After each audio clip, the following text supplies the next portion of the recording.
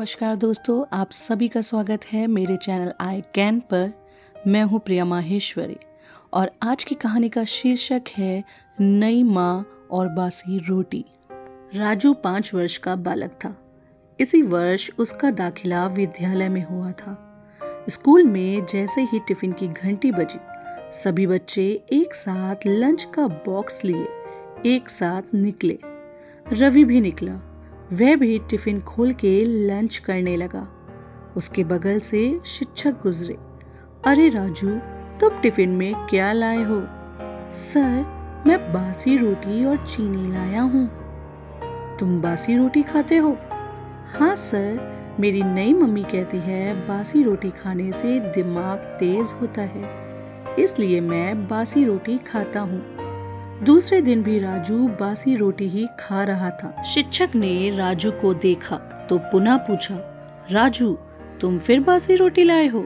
राजू ने कहा, हाँ सर, मेरा छोटा भाई जब ताज़ी रोटियां खाता है तो मेरा मन भी होता है कि मैं भी ताज़ी रोटियां खाऊं। मेरी नई मम्मी कहती है कि राजू बासी रोटियां खाते रहो, अपनी मम्मी के पास जाना है ना तुमको, अपनी माँ से मिलना है ना तुमको।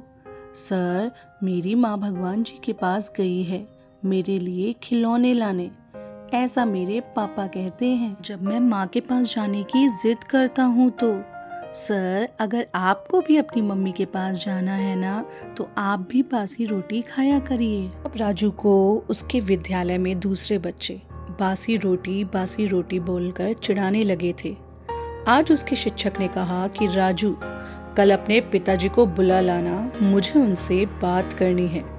राजू के पिता दूसरे शहर में कार्यरत थे। दूसरे दिन वो राजू के स्कूल नहीं जा सके। राजू आज स्कूल नहीं गया था और उसकी मम्मी बर्तन धो रही थी। राजू को घर में ही देखी तो पूछी कि स्कूल क्यों नहीं गया राजू? राजू बहुत ही मासूमियत से बोला, मम्मी, स्कूल में बच्चे मुझे बासी रोटी बोलकर चिढ़ाते हैं और पापा को टीचर ने बुलाया था।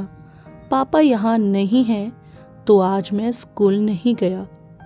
वह आगे बोलता गया, मम्मी, मैं इतने दिनों से बासी रोटी खा रहा हूँ तो भगवान जी मुझे लेने क्यों नहीं आए? तुम तो कहती हो कि बासी रोटी खाने से मुझे मेरी मम्मी मिल जाएगी, भगवान जी मुझे लेने आएंगे, पर अभी तक ऐसा तो कुछ भी नहीं हुआ। इतना सुनते ही उसकी नई मम्मी बर्तन धोना छोड़ लपक कर उसे गोद उठाई जैसे वही उसकी माँ हो।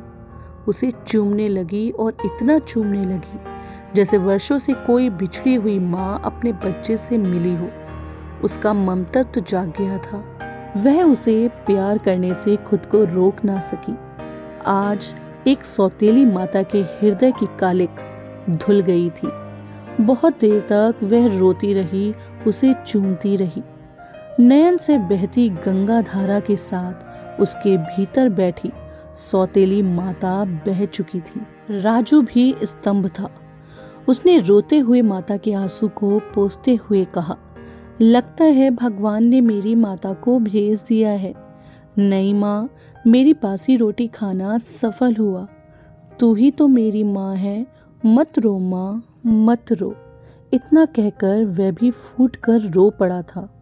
नई माँ उसे सीने से लगाते हुए कह रही थी, हाँ राजू, अब मैं ही तेरी माँ हूँ। अब से तेरा बासी रोटी खाना बंद। राजू आज बहुत खुश था क्योंकि बासी रोटी ने उसे उसकी माता से मिलवा दिया था।